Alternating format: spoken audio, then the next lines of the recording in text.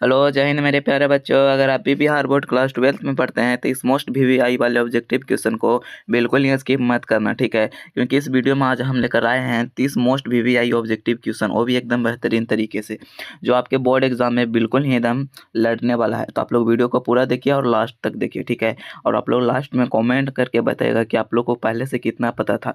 तो चलिए वीडियो को शुरू करते हैं। उससे पहले आप लोग वीडियो को लाइक एंड चैनल को सब्सक्राइब कर दीजिएगा। चलिए पहले नंबर क्वेश्चन में लेकर चलते हैं, जो कि इसमें क्या पूछा है कि ठोस अवस्था में कणों की गति कैसी होती है।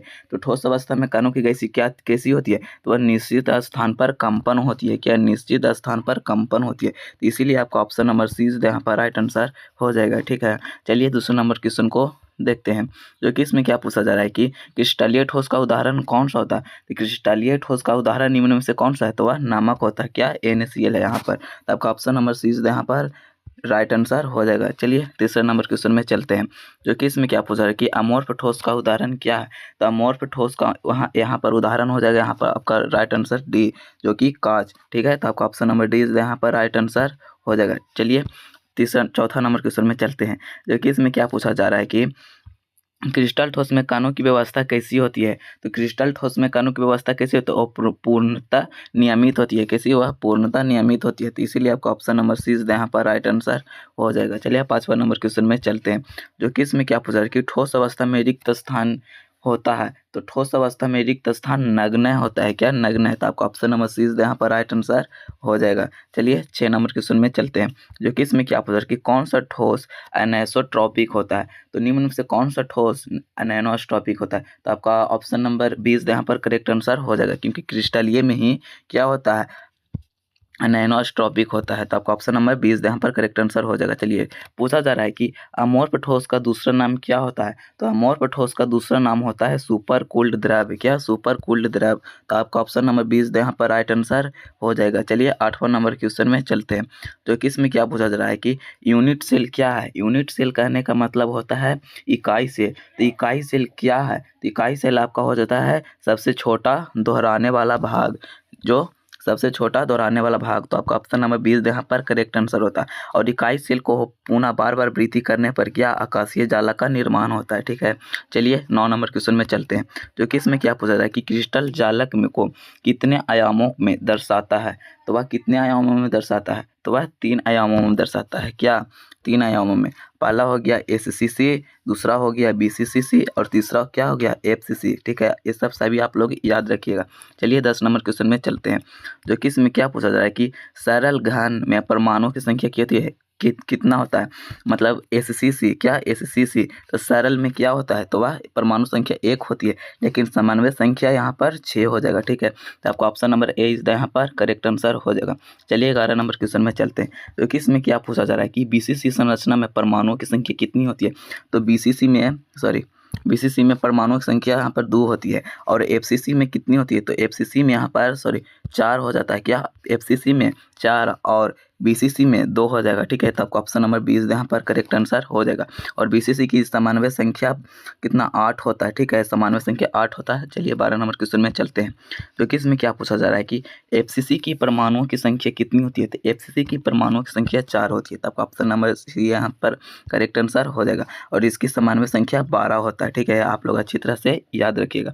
चलिए 13 नंबर क्वेश्चन में चलते हैं, इसमें जो कि पूछा जा रहा है कि NaCl किस प्रकार की संरचना है। तो NaCl एक प्रकार का फलक केंद्रित इकाई सेल है। क्या, फलक केंद्रित। आपको ऑप्शन नंबर ए यहाँ पर करेक्ट आंसर हो जाएगा।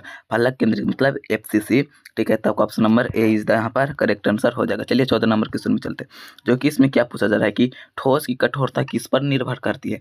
तो ठोस की कठोरता किस पर निर्भर करती है, तो वह कणों के बीच आकर्षण बल पर निर्भर करता है। तो आपको ऑप्शन नंबर यहाँ पर सी यहाँ पर करेक्ट आंसर हो जाएगा, ठीक है। चलिए 15वां नंबर क्वेश्चन में चलते हैं, जो कि इसमें क्या पूछा जा रहा है कि आयनिक ठोस का उदाहरण है।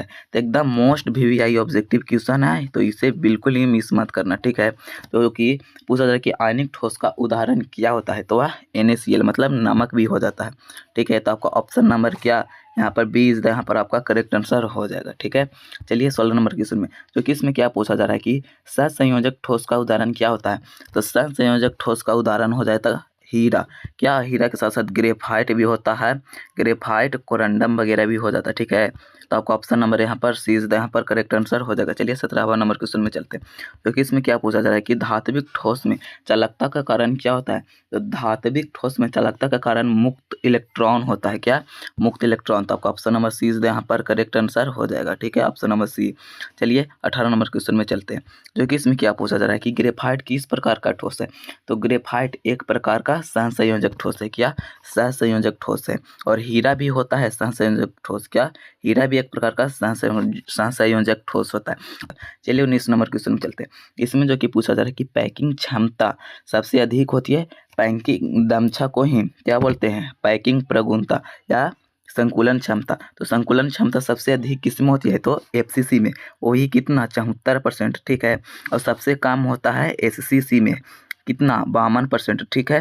तो आप लोग ये सब अच्छी तरह से याद रखिएगा। तो इसका ऑप्शन नंबर सी यहाँ पर करेक्ट आंसर हो जाएगा।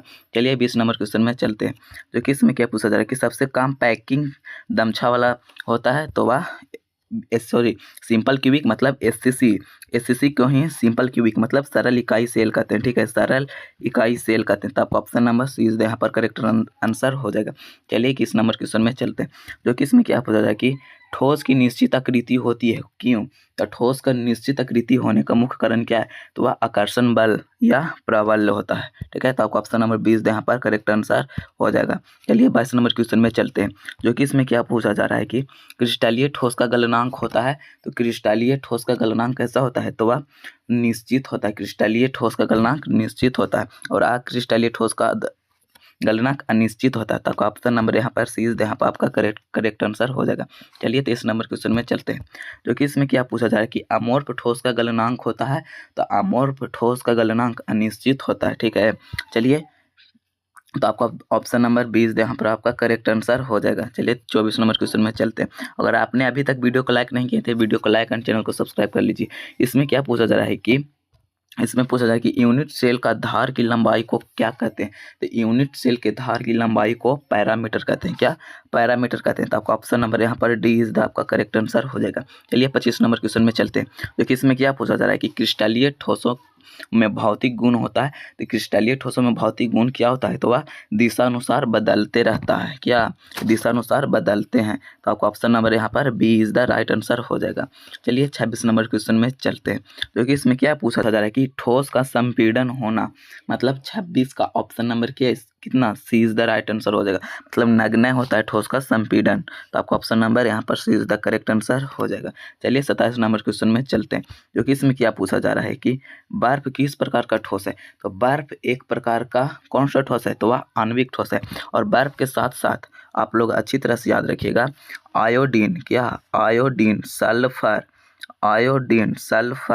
और बहुत सारे ऐसे उदाहरण हैं जो आणविक ठोस के उदाहरण हैं, ठीक है।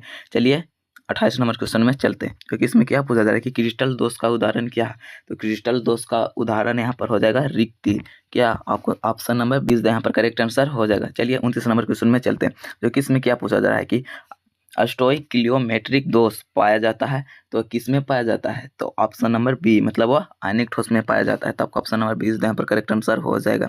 चलिए 30 नंबर क्वेश्चन में चलते हैं, जो कि इसमें क्या पूछा जा रहा है कि फ्रेंकल दोष पाया जाता है। तो फ्रेंकल दोष किस में पाया जाता है, तो वह सिलिकॉन क्लोराइड में पाया जाता है, सिल्वर क्लोराइड में पाया जाता है। तो ठीक है, तो आपका ऑप्शन नंबर सी यहाँ पर करेक्ट आंसर हो जाएगा। तो चलिए आपका 30 मोस्ट VVI ऑब्जेक्टिव कंप्लीट हो चुका है। तो उसके लिए आप लोग वीडियो को लाइक एंड चैनल को सब्सक्राइब कर दीजिए। तब तक के लिए जय हिंद।